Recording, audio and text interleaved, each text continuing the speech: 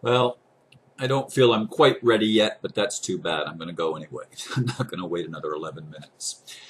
Uh, the title for today's video, which is for the video for the 13th of May, is Compersion is the opposite of jealousy.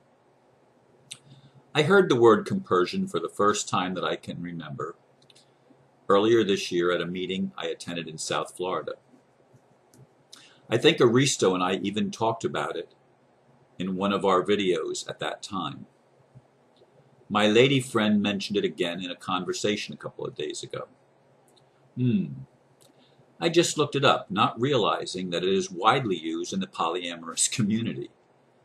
It's defined as a feeling of joy when a loved one invests in and takes pleasure from another romantic or sexual relationship. And I've got to add a letter that I forgot.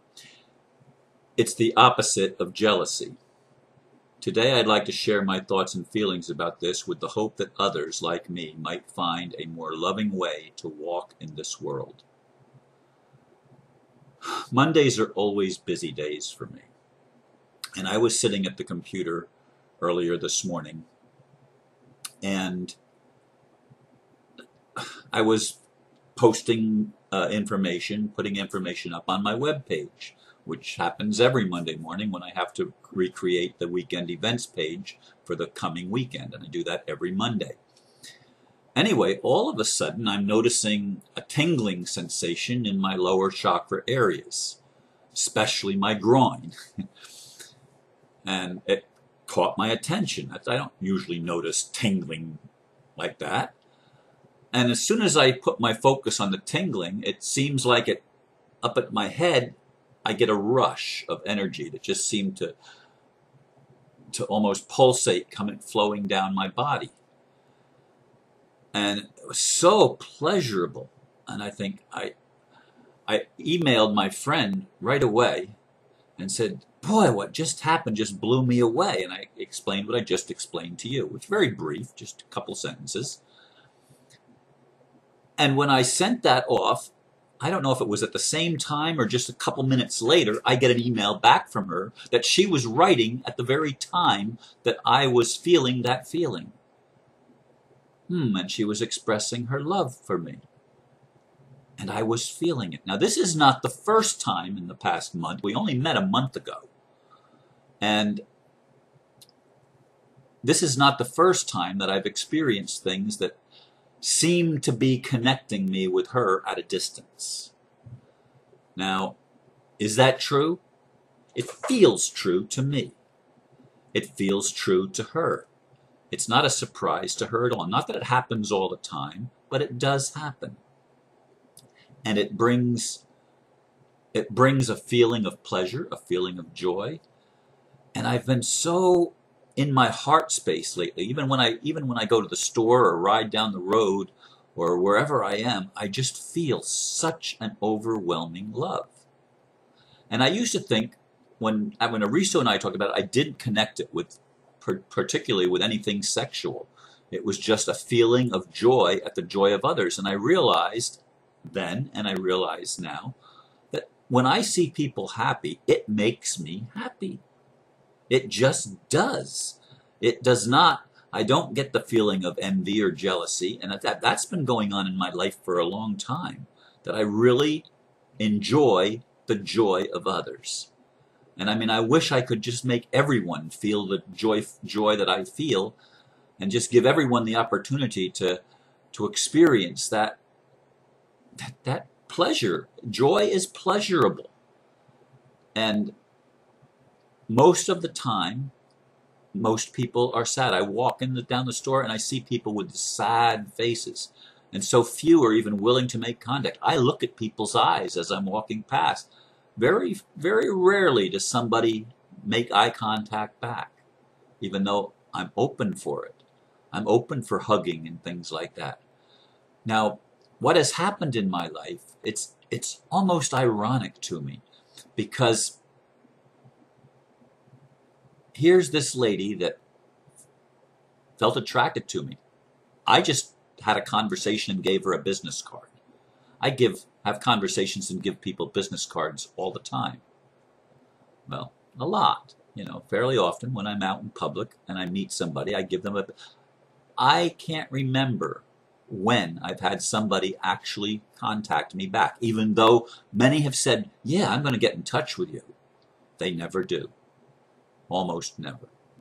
She did. Frequently. What was it?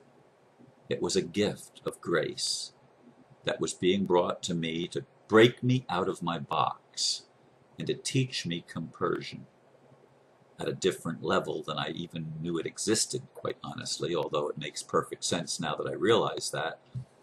I didn't realize how much it does make sense based on what I'm now experiencing. And I had a flashback to an event that happened in my second marriage. My wife and I met on the on a dance floor. Basically, I asked her to dance, and we felt an attraction. We ended up getting together and ended up getting married for 9 years, and we were together about 10 years approximately. A little less than that, but not much. In any case, there was a time that this young man, and we were what? We were in our, let's see, that would have been 1983. So 1984 we got married. It was, yeah, 1984. So we're talking 30 years ago. It's a long time. So I would have been 37 years old, and she was a couple years older than me. But this young man came up and asked me for permission to dance with my girlfriend. And I said, she's my wife, and if you want to dance with her, ask her. And he did. And she accepted, and she danced with him. We danced with other people. That was not a big deal. He began to show increased interest in her. He would want to dance with her fairly often. And to me, it was obvious that she was greatly flattered by his attention. And I never tried to stop it. And I told her, I said, you can pursue that however you want. And I meant that, because I've not been, in relationships, I've not been the jealous type. Now, I gotta say that sometimes when I get really afraid, then maybe envy or jealousy could come in. But in general terms, I have not been jealous in relationships. And as far as other people, I've never experienced, except for my first wife, I've never experienced anyone having sex with other people. My first wife did that a lot, a lot, in the last couple of years of our marriage. And I was still monogamous. She wasn't, but I was. In any case, I'm not the jealous type, but this compersion thing really triggered something for me, because I realized that that's really living in the heart space. That's coming from a place of love. When someone that you love is excited about your love. Now, I have a couple of lady friends that, one especially that has expressed interest in me in times, and we've been friends for a long time. And when I tell her about what's happening with my new friend, she's excited for me. She's genuinely happy. And I'm corresponding with some other people, and other people have expressed great joy for me in finding someone that I can get close to, someone that I can touch and hug and kiss, and maybe someday, at some point in the future, make love with. I'm sure that's going to happen. But the change that this is bringing to me is phenomenal. How I feel, how I see the world, how everything all of a sudden looks better because I've been given this gift. I remember reading a long time ago C.S. Lewis's book when he was up in years, and he ended up with a relationship. I don't remember if there was an age difference or whatever. It doesn't matter. He had a love experience, and it's not falling in love. Something like this is rising in love. And he wrote a book about it called Surprised by Joy. And that's how I feel. Now, I feel surprised by joy for another reason as well. As you all know, I'm authentic. I don't sugarcoat things. I don't give people a line of bullshit. I tell it like I feel it, like I experience it, as it is for me. It's not that that's how it is for everybody, but it's how it is for me. And I don't hide negative feelings. I don't hide negative emotions. I bring them out. I bring them into the open and I talk about them. Now, I can remember one lady that took an interest in. We took an interest in each other for a short period of time, and when we became lovers, I think it was only one time we were actually lovers. A couple of days later, she said, "All this negative stuff is coming up for me. I don't want to see you anymore." Well, a lot of negative stuff has come up with me. And my friend, instead of "I don't want to see you anymore," says, "That gives me all the more reason to continue to see you." Because I've told her straight out, straight up, hold me till the fear in me subsides. Because I recognize the negative emotions in me, and it's part of me. It's not something outside of me that has invaded my space and I'm not going to own it, like a lot of New Age people and New Thought people try to do. It's called avoidance and denial. No, I embrace all of me, the positive, the negative, the things that are labeled good and the things that are labeled bad. It doesn't matter.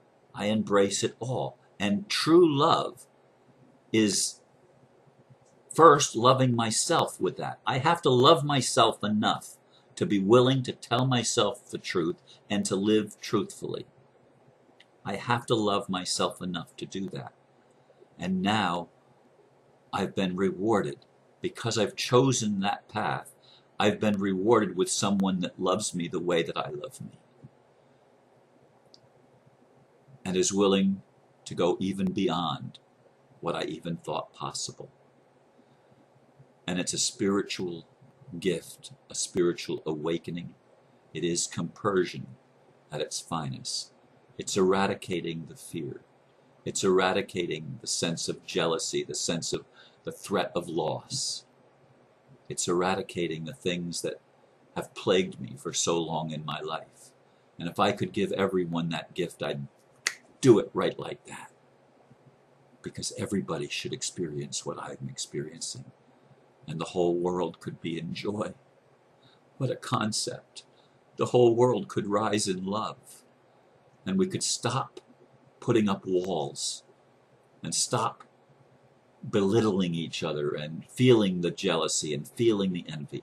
We could actually move into compersion, joy for other people's joy. And when you can be joyous because someone else is happy, when your happiness is kindled and bursts into flame because someone that you care about, someone that you love is truly happy and feeling pleasure. When you can feel pleasure because of somebody else's pleasure, that's love. That's love. And the polyamory community has it right. Now, they may not have all the answers. They may still, not everybody in the community, it may be able to handle the process of releasing some of the negative emotions and some of the programming of our culture. It's not an easy thing to do. But the general idea, the foundation of this idea of compersion, I think is something that I want to experience more and more and witness it and know the truth of this kind of love, that I can rejoice in someone else's joy, that I can be pleased and pleasured by somebody else's pleasure, that I don't have to try to own anybody, that love is something that I share freely and that I allow others to share freely with me. Now, I don't know how this is all going to manifest out in my life. I still have some hang-ups that I have to deal with, I'm sure. Some that I probably haven't even thought of, others that I have. But I'm going to live courageously. I'm going to be a risk taker. I'm going to live in a greater truth, in a greater openness than I've ever been willing to live in my entire life. And it's because of the catalytic effect of one lady's willingness to love me, to see who I am, to read my poetry and hear the cry of my heart, and then to watch my videos and to understand and come to a realization of who I am. And the more that I spend with time that I spend with her and look into her eyes and feel her energy and hear her words, the greater I'm getting to know her. And it's so wonderful. It's so beautiful. And she encourages me to allow others into my world. I don't want to focus all my intention on her. I don't own her. She's just a gift, someone to share her love with me, because we have a common goal, a common dream, a common vision that we want to build together. And it's going to take a family of lovers to build that vision that we have, a vision where we literally create a new world for humanity out of the ashes of the old world. And hopefully it's not ashes. Hopefully it's just simply transformation. But this is what I wanted to talk about today and what I wanted to share with you. And thank you again for listening. And I thank each of you for your love. And I feel my heart is able to love like I've never been able to love before. Because it's not something I've read about. It's not something I've intellectualized. It's something I'm experiencing firsthand. And there's nothing that can replace actual experience. Love is wonderful. Joy is amazing.